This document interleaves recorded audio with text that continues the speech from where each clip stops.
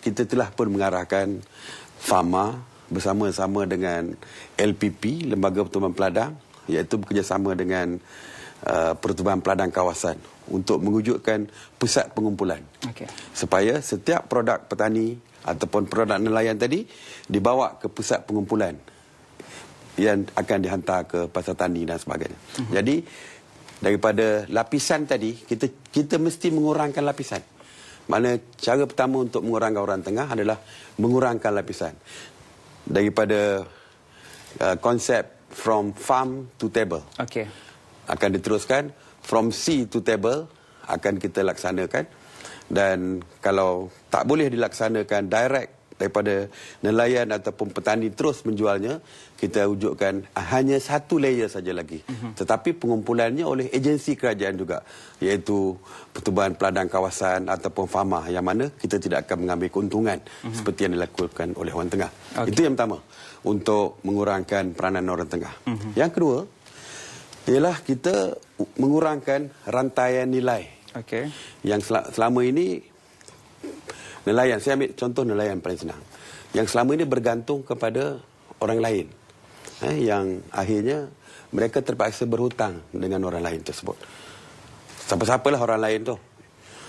Misalnya kalau mereka nak ke laut, mereka hanya menangkap ikan saja yang dipunyai oleh mereka. Tetapi sampai saja ke pantai, air batu dipunyai oleh orang lain. Mereka terpaksa beli air batu daripada orang lain. Mereka nak ke laut, sebelum ke laut, bekalan bara runcit mereka beli kedai orang lain. Jaring ataupun peralatan untuk menangkap ikan dibeli daripada orang lain. Ikan terpaksa jual kepada orang lain. Transportation terpaksa gunakan orang lain. Akhirnya semuanya gunakan orang lain punya, yang mereka ada hanya ikan. Jadi akhirnya kalau macam ni, mereka terpaksa bergantung pada orang lain. Dan ada waktu tertentu mereka terpaksa berhutang, dan hutang itulah yang akhirnya mengikat kehidupan mereka. Jadi kita nak kurangkan. Sebab itu saya minta kepada Persatuan Nelayan atau Persatuan Pengguna Persatuan PPK, Pertubuhan Peladang ni, mereka yang mesti menguasai segala rantaian itu, supaya melepaskan hutang ahli-ahli mereka daripada orang lain. Biar mereka berhutang dengan persatuan, kerana persatuan adalah milik mereka. Jadi yang pertama, mengurangkan tiers ataupun peringkat, dan yang kedua, menguasai keseluruhan rantaian nilai. Tapi Datuk, bila kita mengatakan orang tengah, mereka terdiri daripada pelbagai bangsa dan tidak terkecuali daripada golongan Bumiputera itu sendiri. Tidakkah ini sedikit sebanyak akan mengganggu sedikit perjalanan ataupun plan pemerkasaan golongan Bumiputera itu sendiri, kalau kita mansuhkan peranan orang tengah ini? Kita sebenarnya, orang tengah tidak salah. Saya tidak katakan yang orang tengah salah. Misalnya Pharma tadi. Pharma, apabila kita hantar kepada Pharma atau PPK, dan dia menjadi pusat pengumpulan dan hantar pula kepada ladang, kepada pasar tani, Pharma adalah orang tengah. Tetapi konsep orang tengah yang saya sebut ni berbeza dengan sebagai orang yang sebagai membantu memasarkan. Ini adalah orang yang tengah yang menghisap darah. Saya nak sentuh peranan Pharma sekejap lagi, Datuk. Kenapa peranan Pharma itu sendiri seolah gagal dalam mainkan peranan sebagai orang tengah? Jadi Datuk Ahmad pun ada kat ujung sana. Kita akan melihat peranan Pharma sebagai orang tengah untuk memasarkan hasil pertanian, dan juga kita akan sentuh mengenai peranan LKIM sebentar nanti. Jangan ke mana-mana.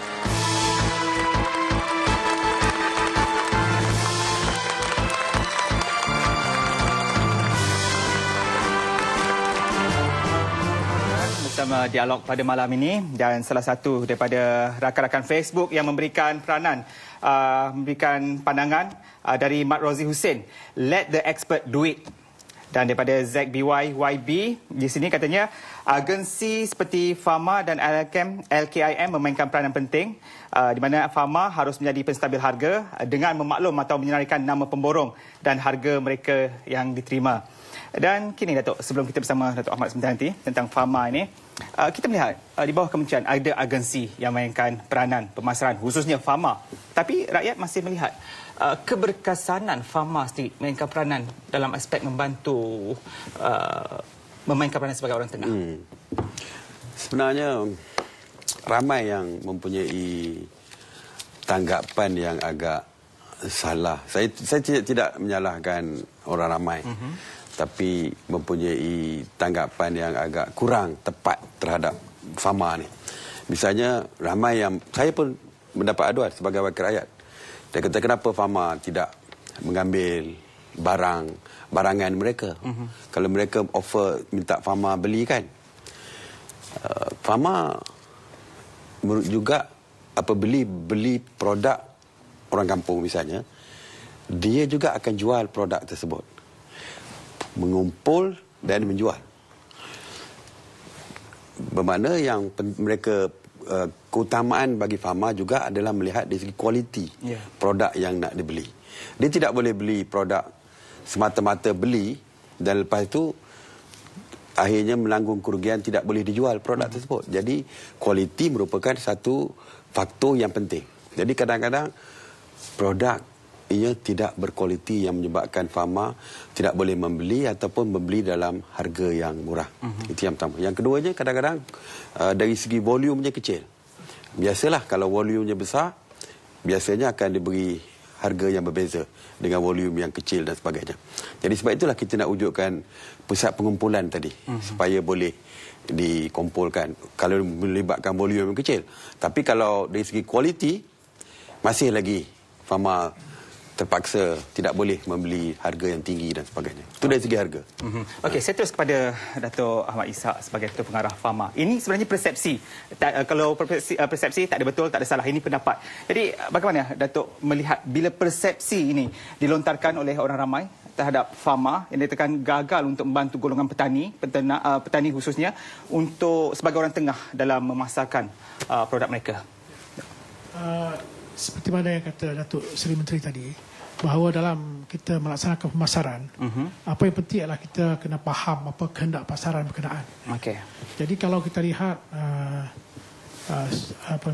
struktur ataupun bentuk-bentuk pengeluaran hasil pertanian dalam negara kita ini berbagai bentuk. Ada yang berskala kecil-kecilan dan berselera. Ada yang agak sederhana dari segi komersialnya. Dan kita adalah komersial. Jadi untuk itu, untuk melaksanakan satu sistem pemasaran yang cekap dan berkesan, maksudkan perolehan yang munasabah kepada petani, manakala pengguna pula dijamin pada harga pematutan.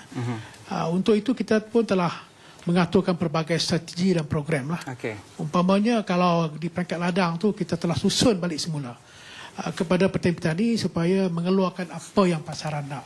Sama dari segi jenisnya, dari segi kuantitinya, dari segi masa pengeluarannya. Dan untuk menyelesaikan masalah-masalah dari segi keadaan pengeluaran yang kecil-kecil berselera ini, kita ada berbagai-bagai program. Yang seperti yang disebut tadi, pusat-pusat pengumpulan yang kita akan perbanyakkan lagi.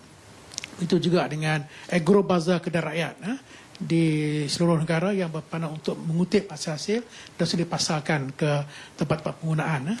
Itu juga dengan pasar-pasar tani yang kita wujudkan hari ini lebih daripada 500 dan seperti mana kata kita akan memperkerapkan lagi operasinya.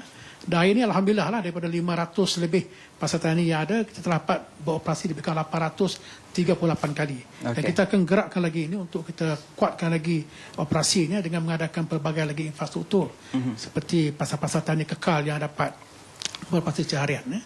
Jadi dalam konteks itu apabila kita dapat menyediakan accessibility ataupun akses pasaran kepada hasil pengeluaran kita ni, maka kita dapat memberi faedah kepada petani-petani kita, dapat mengurangkan tadi disebut dari segi rantaian tu. Dan kajian kita dapati dalam tempoh dalam sistem pemasaran tu hampir 30% lebih hasil tu dikuasai oleh orang tengah. Jadi dengan adanya kaedah yang kita dapat mengurangkan rantaian ini, kita dapat menjimatkan 30%. Saya nak bagi contoh, umpamanya kata untuk sasaran saja. Nilai pengeluaran kita dan pembuahan hampir 6 bilion. Jadi kita bayangkan kalau 30% kita dapat jimatkan, kita ada penjimatan hampir 1.8 bilion. Dan ini balik kepada petani dan juga kepada pengguna. Alright. Okey, tapi namun begitu tentang menyentuh pasar tani, Datuk pun telah menyentuh pasar tani dan juga Datuk Ahmad pun telah menyentuh pasar tani. Kononnya pasar tani juga menggunakan orang tengah, di mana pengeluar petani menggunakan orang tengah membeli daripada petani dan dijual pula di pasar tani. Harganya memang tinggi di pasar tani. Ya. Dia tinggi ini bergantung kepada kualiti hasil berkenaan dan juga kedapatan bekalan. Jadi apa yang kita buat dalam konteks itu adalah kita menggalakkan di antara peruncit-peruncit di pasar tani atau pusat-pusat tani yang dulunya petani untuk dia berhubungan dengan rakan-rakan pengeluaran yang kita namakan program kukuh di mana umpamanya kita ada satu program yang kita namakan satu peserta petani dia dapat memberi faedah kepada 5 pengeluar-pengeluar di ladang. Jadi dia dapat beritahu kepada petani keluarkan barang ini jenis dan kualiti sebagainya, maka ini dapat juga memberi manfaat kepada petani-petani berkenaan. Okey. Dan ini kita akan kuatkan lagi, kita akan giatkan lagi usaha seperti ini. Sebenarnya Dato' terima kasih Dato' Ahmad. Dalam kita untuk memasarkan produk pertanian selain Fama, saya melihat peranan yang dimainkan oleh MADA, KADA, juga sebuah lembaga yang memainkan peranan penting, memberikan hak kepada ketua kampung, hak kepada peringkat petani itu sendiri untuk memasarkan. Kenapa tak diperkasakan terus macam KADA, MADA untuk menyekat peranan orang tengah ini?